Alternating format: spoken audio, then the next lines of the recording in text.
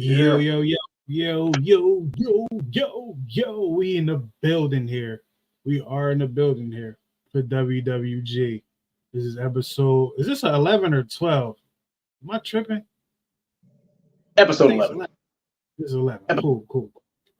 All right. It was like last second while, the intro was going. I was like, damn, wait a minute. This Which one is it? But all right, we here, man. We are freaking here. And you see the title, man. What a week for debuts when it comes to the WWE. Monday, we got a little something. Well, and I don't even want to say a little something. We got a little something on Monday. Tuesday, we got something that I didn't expect at all on Tuesday. And Friday, we got what the internets were talking about for months now. And I have something to say about that too.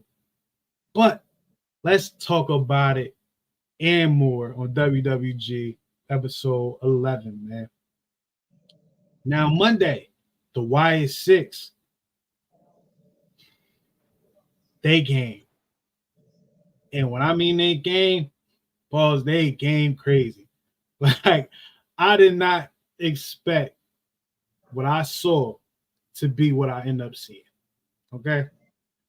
And it's kind of dope because if you look at the whole night, they showed you everywhere that the Wyatt Six were.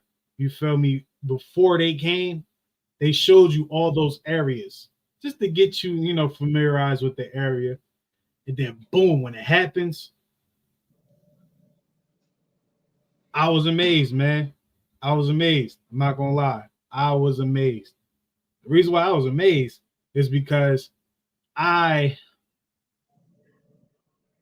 not the wrestling that I look forward to. You feel me? That type of stuff. With the Undertaker, the only reason why I accepted it with the Undertaker is because he was around since I was a pup. You feel me? So it was like, all right, I accepted it because that's what was going on already. I get older a little bit, watch, I'm like, I kind of don't really, I did like the Firefly Funhouse. I did like that.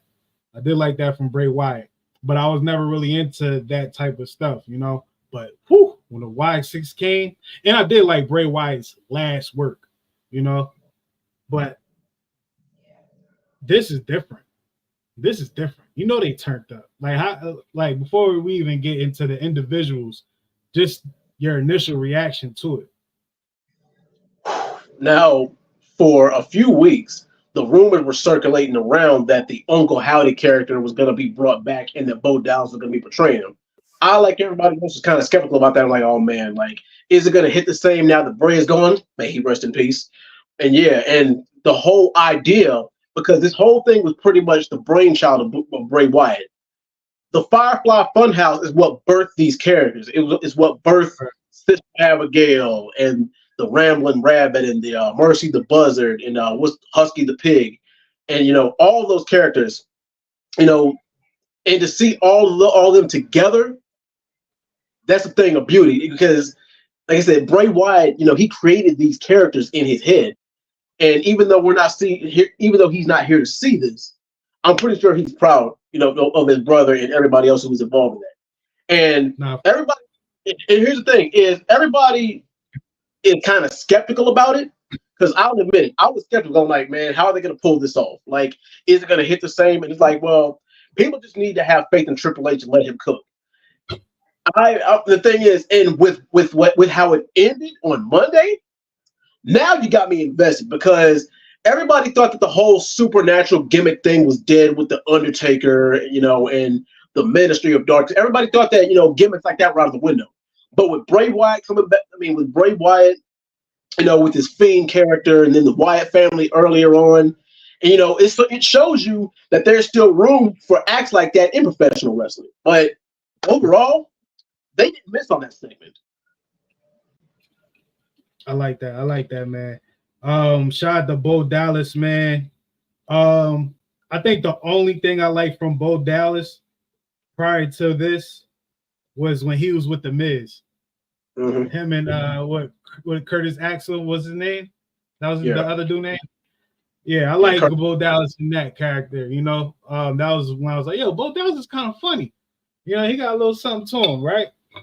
Mm-hmm. And for him to have this opportunity, because it's like, all right, if he was Bo Dallas being Bo Dallas, he wasn't going to be on TV unless he was at all for Bo Dallas, right?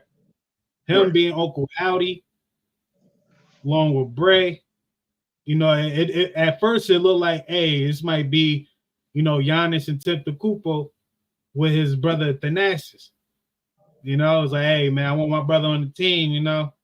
It's like that's what it looked like with Uncle Howdy and Bo being Bo Dallas. But Bo Dallas, what he was able to do, deliver just in that. And then you gotta talk about the other characters. Let's get into the other characters, man. You have Dexter Lumis. And you can as he was I think he was Mercy the let's see, there's Mercy the Buzzard, Ramblin' Rabbit, Sister Abigail, and then Husky the Pig. I think he was the Dexter Lumis, I think, is Mercy the Buzzard. Matter of fact, let's go on Twitter and confirm this. Yeah. If y'all watching, man, the people that's watching, man, help us out. But yeah, Dexter Lumis, and it's funny because on Instagram, you seen Indy Hartwell talking about she wanted a divorce. That's funny. You know what I mean? You got Eric Rowan coming back. Yeah. It's only right. Eric Rowan is Ramblin' Rabbit, yes. Here's a 1-6 as followed. Bo Dallas, of course, is Nikki Cross is Sister Abigail. Eric Rowan is Ramblin' Rabbit with the sledgehammer. Joe Gacy is Husky the Pig. And Dexter Lumis is Mercy the Buzzard. And all those characters have some sort of significance to Bray Wyatt's past. Yeah. I like Joe Gacy being a part of this because when I first got familiar with him in NXT, I was like, yo, this is like Lil Bray. You know, it's like Lil Bray. Like Bray got a kid out here. You know, like, all right, that's what's up. That puts Bray Wyatt, like I said, he wasn't one of my favorites at all. But it puts Bray Wyatt in a legendary status. It's not just because he passed, because like you got wrestlers that came up after him that's basically type of thing, you know. So him being a part of that, I think is fire because he's the future. And I like his last couple of programs with NXT, but you can tell in NXT, he was all right. It's time for him to go. You know, like he's talented. He needs to do something on the main roster, you know. But it was kind of swept under the rug because you got the Carmelo Hayeses and, you know, a few other guys, man, that end up going to the roster. Braun Breaker, Dragon off. You know what I mean? You got those guys that kind of made you forget about Gacy, but it's like, yo, he was doing good with what he was doing. But Nikki Cross, her finally having her thing. Nikki Cross is a good wrestler. You feel me? I felt like the superhero gimmick killed her. They killed her, man. It's been done. It just didn't work with her. Yeah. And, you know, it's dope for her being Sister Abigail, right? Her last appearances prior to being Sister Abigail is when she was just stalking people. Yeah. When she had that crazy, you know, out of her mind kind of persona. So the whole Sister Abigail thing works. Yeah, dope, man. And Eric Rowan is like, come on, man. But Eric, I know. He's OG Wyatt family. Come on. Yeah. You know, you got his actual brother. You have his brother in wrestling. You feel me? You have his future, his predecessor would have been Joe Gacy. You got Nikki Cross, who just fits in because, you know, that's her style. That's what she's best at in that type of style. And Dexter Lumis, you can put him in there just because of the whole silent situation. He looked crazy to me. You feel me? I'm not familiar with his work in NXT like that. I wasn't really watching NXT when he was doing his thing, like when the way was when Johnny Gargano and Candice LeRae and Austin Theory, they had their thing going, like as a group. I wasn't watching that. So I didn't really know too much about Dexter Lumis when he came up. But that whole silent situation, it's like, oh, yeah, he'll be good with Bray Wyatt now. Like I was saying that to myself when he debuted on the main roster when he was around. So yeah, all of them fit. That's like it's low key like the Hurt Business in a way. Yeah. You pulled a couple guys together that may have been overshadowed, or well, even Bobby was kind of overshadowed because Bobby should be like a 10-time world champ for real. He should be one of those type of guys. But guys being overlooked, they come together and they start wrecking. This is one of those, but it has a more serious story with it being Bray Wyatt. I don't want to say serious; it has more of a something you can hold on to. Darker tone. Now, here's the question I have.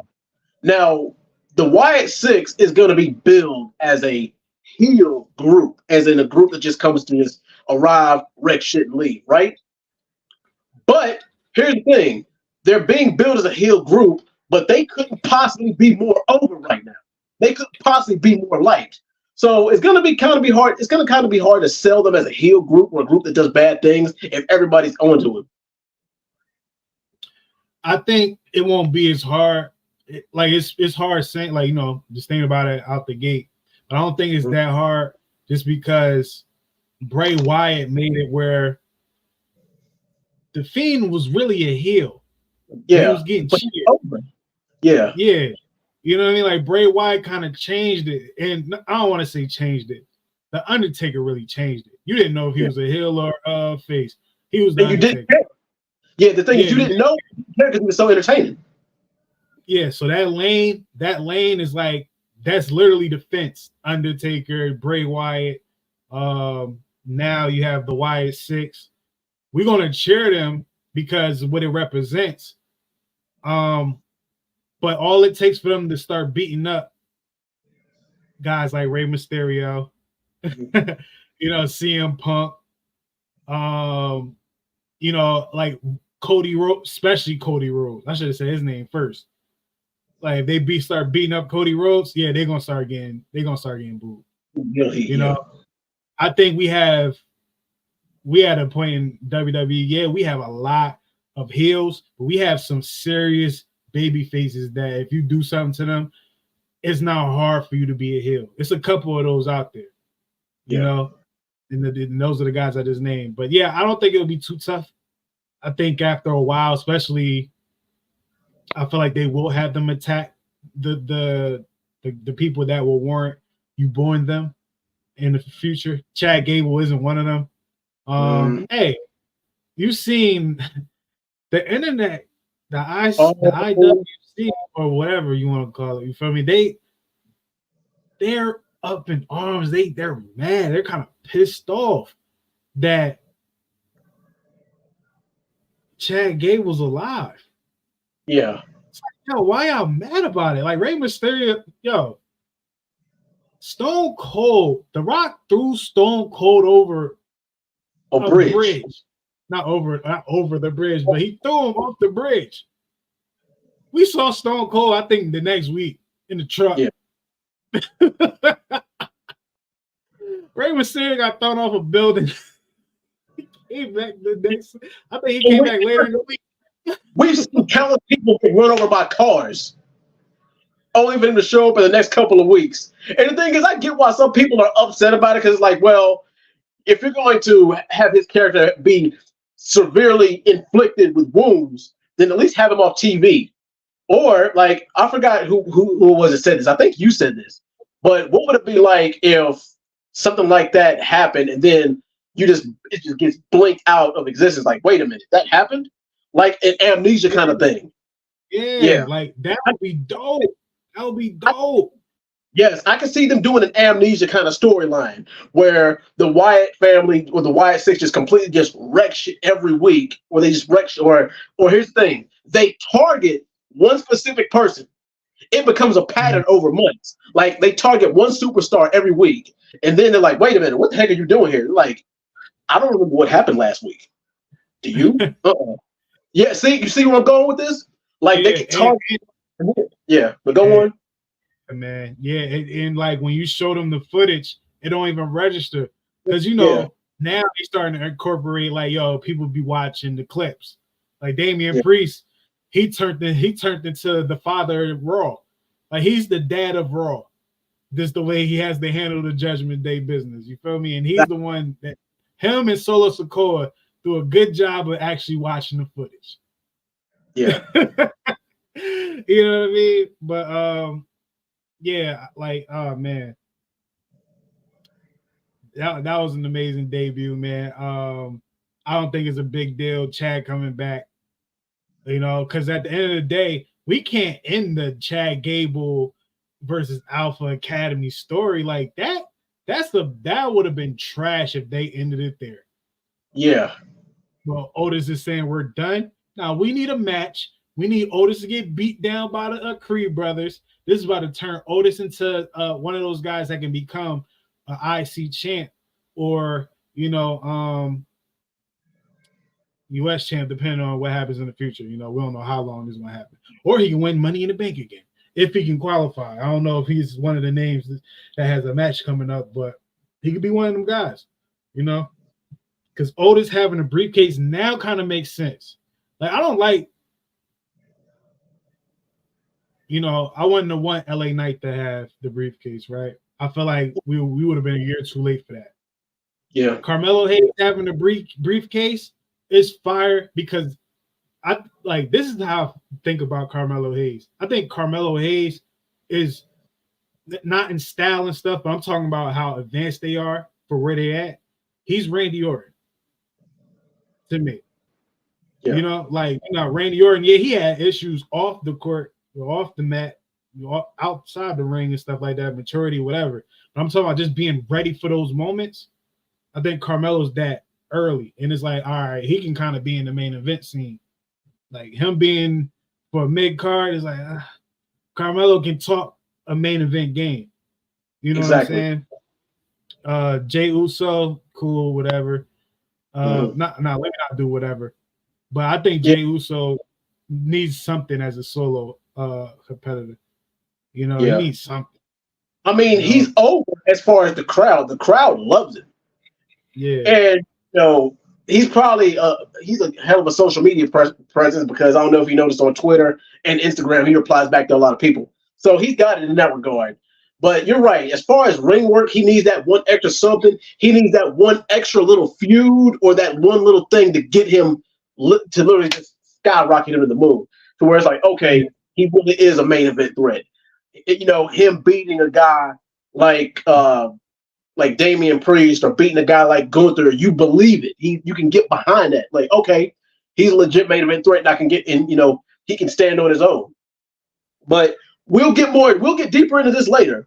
And it's going to happen in the next few months if the Bloodline 2.0 story thinks that if it goes the way that I think it is. But once again, we'll get to that in a little bit. Yeah, that's a fact. So, yeah, you can't wrap that Chad Gable Alpha Academy situation up that way. Like, we need what we need. We can build Otis up to be what I said. How we compare him to Jey Uso. You know what I mean? Where, all right, now you can put him in the main event scene. He can have that. Like, he can go against, imagine Gunther versus Otis. How the crowd will react to something like that. You know what I mean? Like, Gunther is good at being a heel. But like Otis will get the Sami Zayn treatment from the fans. Like you can do it. You can do it. Come on, Otis. We want you to do it. You know what I mean? But yeah. Well, overall, if I had to grade it A, B, C, D, or F, I'm definitely giving the Y6 debut a A+. I gotta say A+. 100. Right. I give it a solid A. For sure. Yeah, man. It was dope. It's like, yo, we was anticipating the next Raw on Tuesday. Yeah. By Tuesday, excuse me. You know what I mean? And speaking of Tuesday, this is gonna be a little quick because I didn't even watch NXT this week. Yeah. But no, I take that back. I watched a little bit of NXT. Yeah. And I saw that this man made a debut. His name is Joe Henry. I don't know anything about him, but that NXT crowd went crazy. I heard he's viral. He's a viral wrestler. I don't know if he's. I didn't do my homework at all. I'm sorry, Oh, y'all. he's a TNA guy. He's He did. from TNA. Oh yeah, and I Okay. dabble in TNA. Yeah, I dabble in TNA. But yes, Okay. previous his work comes from TNA, and that's where he got his name from. He spent a little bit of time at Indies. He mainly, got his big break in TNA. Then TNA, he decided to get a release from there. And oh boy, that crowd popped when Joe Henry came back. So yeah. Yeah, like they were saying his stuff. I was like, yo, who is this guy? Like I'm not really in tune. Like Yeah, even if I don't watch, I'm yeah, in tune. he had, like I said, he built up this whole following and cult behind him. Say his name and here he appears. I believe in Joe Hendry. So That's, yes, that's what's up. It's funny how he got eliminated. He got eliminated ASAP out that. Yeah. I do. You know what? I do want to know what are they going to do about the outcome of that? Because I don't think Ethan Page was eliminated. Yeah. I don't think he was eliminated. And I don't want the young OG to go against Trick. I don't want that. I don't want that. I think I ain't gonna lie. I think he needs to go to the main roster. He got the college look, He look like the college guy. Like, he's 19. So it's like, all right, you gotta be NXT. But I'm like, yo, he really can be on the main roster for real. He can talk. His moves in the ring is good. His ring IQ is great. One of the biggest moments was the end of NXT. I might have saw the whole NXT. I'm not gonna lie. It just felt like I missed it. But but at the end, it was Trick Williams, Young OG, and who's the other two guys? I don't know. I forgot the other two guys. But it was a moment where Trick got knocked. You feel me? The belt came out of his hand and landed in a spot that wasn't good, camera friendly for the last shot. The young OG, he grabs the belt, he rolls over and he tosses it in the middle, and then he lays back, and then it goes to that last shot where you see the title in the middle. To have that type of IQ at 19 or 20, I don't know if he turned 20 yet, but to be that young, and have that type of IQ, it's amazing. You have to ask where you come from. Where did he come from? I know he was in AEW, but whose school did you go to of wrestling to have that type of IQ? You know what I mean? Awareness, that was dope. It was dope. But yeah, I want to see how that go. I think Ethan Page, I did like the Ethan Page and Trick Williams match. I wouldn't mind them running that back. I wouldn't mind them running it back with a little more to it. And I wouldn't even be mad if Ethan Page wins, beats Trick. Yeah. I'm not gonna lie. I think Trick Williams don't need the belt. No, not anymore. He's over enough to the point where he doesn't need it. But the thing is like if he loses the belt and he's still on NXT, what do you do with him? I mean, I don't see him losing the belt until maybe Royal Rumble, which I think is where he's going to make his main roster debut. Yeah. Oh, yeah. Or that's what would make the most. Well, look, but you got Obafemi and you got Wes Lee. Obafemi is cooking right now. A lot of people say that he's the Black Braun Breaker. Or he like a few with him and Braun or a few with him and Gunther would feed families. I've seen something. Yeah, shout out to whoever put this article together. I seen it and I loved it. Shout out to you. And if you watching this, speak on it. Look, I seen where they said Jey Uso should go to NXT and challenge Obafemi and beat him. Now I like that idea. I didn't read the article at all. I'm lying. I just saw the headline and I started thinking. I probably read like the first couple sentences, but I started thinking, I'm like, yo, that will not only make like kind of cement Jey Uso's solo run, because the NXT title nowadays, since Charlotte went back and won it, since Becky went back and did what she did with the belt, you know, some of the guys from, you know, coming down and challenging the champs, it made those championships feel as important. And Dom, the way Dom had the North American champ, I ain't gonna hold you. I didn't know who Wesley was like that. Yeah. Feel me? It wasn't until Dom was down there and I started getting in tune with Wesley after that. I was like, and then, you know, the rest of them. I started actually watching NXT again because Dom went back down there. You know? Yeah. So that shows you like what happens. If that could happen to me, imagine how many other people went and watched NXT just because of something like that. So it made them titles feel important too. So Jey Uso going to NXT, winning that title, just to have it for a little bit. And he can lose it to probably, you know, Wesley or somebody else, you know what I mean? Maybe Young OG. But yeah, that would cement him, and it will make Obafemi losing not a big deal. Yeah. You're not burying him because he's lost somebody. Yeah. Because like the way, like you said, like he's like the Black Braun Breaker. He's like Brock Lesnar, really. Braun Breaker is like Brock Lesnar too. Like it's a category for these type of guys. Goldberg is granted he's not the better wrestler as these guys, but Goldberg was booked like that. You know, where it's like, he's basically a one-man wrecking crew. A one-man wrecking crew, what you want to call it. Yeah, man. Like Obafemi, he can lose and go into the main event scene. Not main event, but main roster. Main event. Because I don't think he's gonna go before Trick. If he goes with Trick, do you put them against each other? I don't know. That might actually be the formula because it looked like that's what they were doing in the beginning.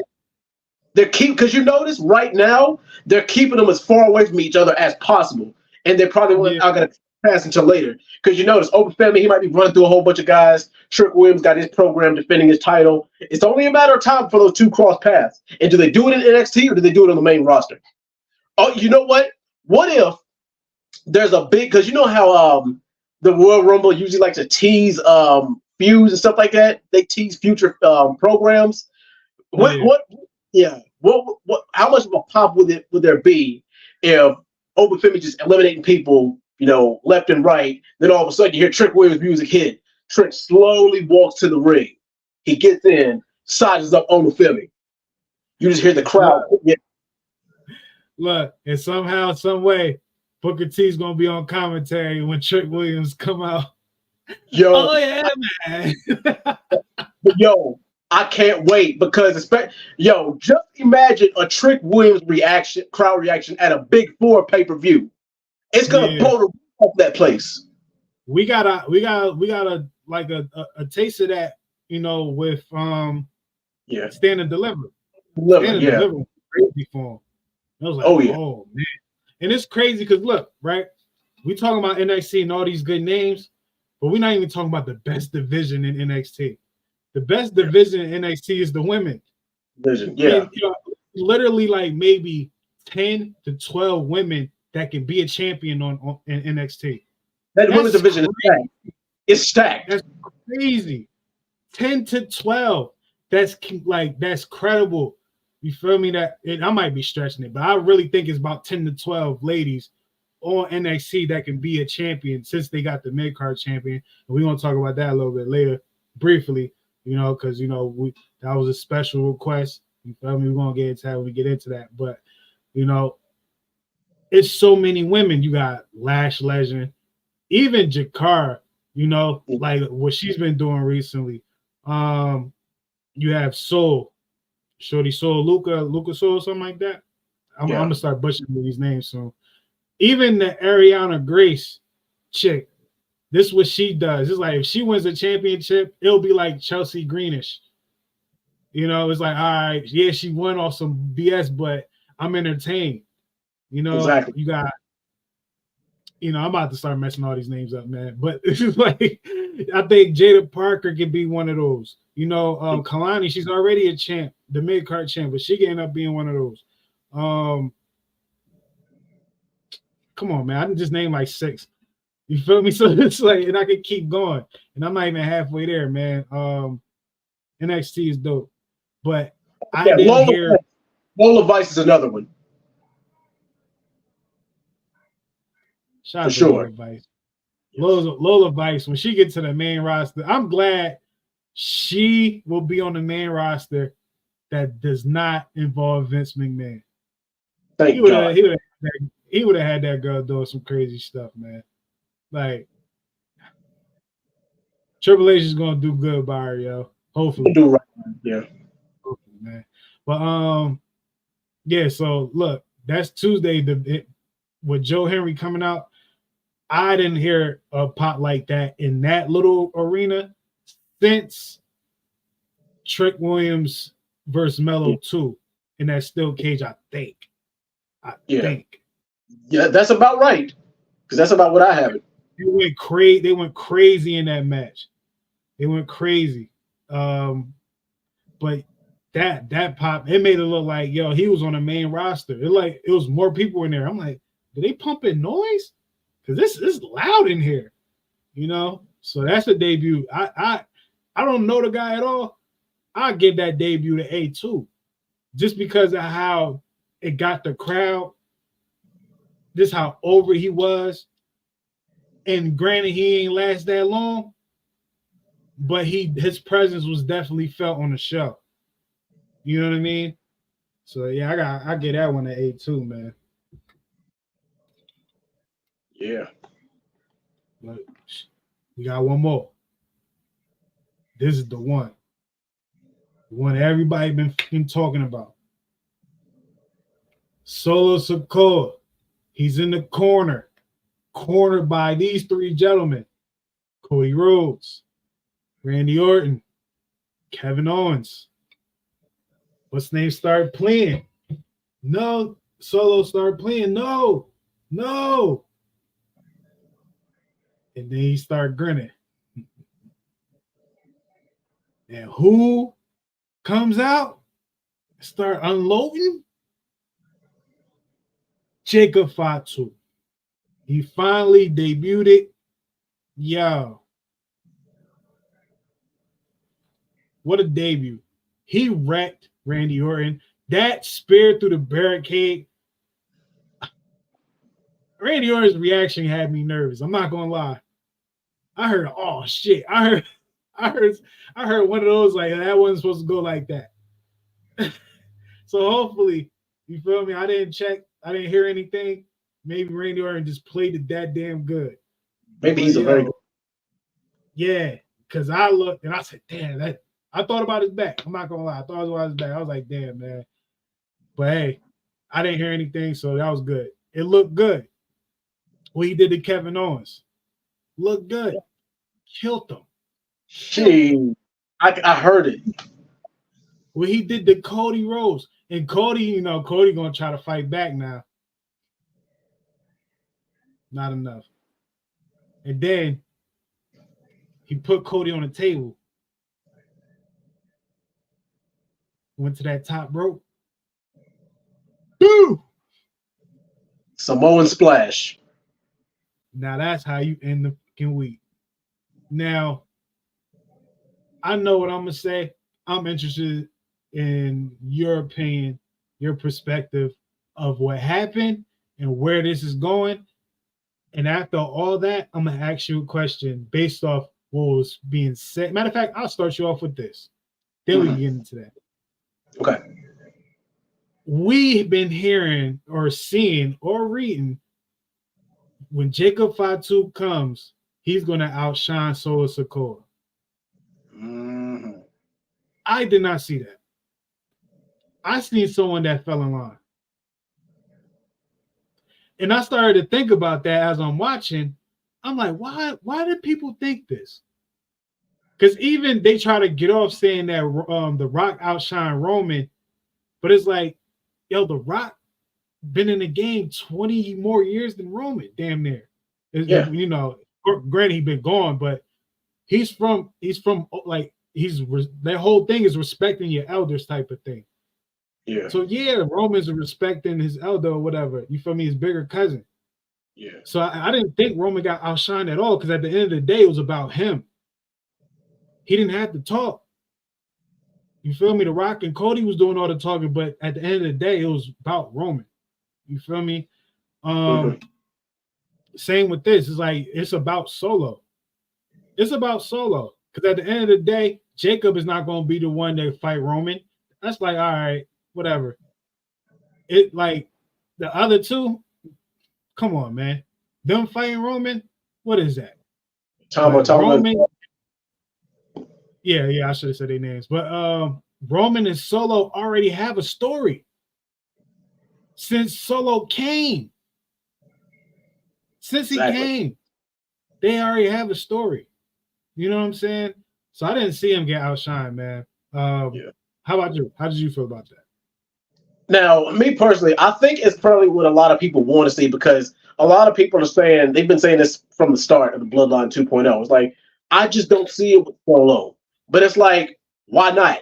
Solo has been Roman's right-hand man for 3 years. So why not have it? And the thing is, with the Usos going and doing everything, why not have Solo be the next man? His right-hand man was Jey Uso. Oh yeah, you're right. Until Jay left, you feel me? Then it was like, all right, Solo is the now. Solo always been the enforcer. Right hand man, once Jay left, it was over. Yeah, like it was no more right hand man. The enforcers was still the enforcer.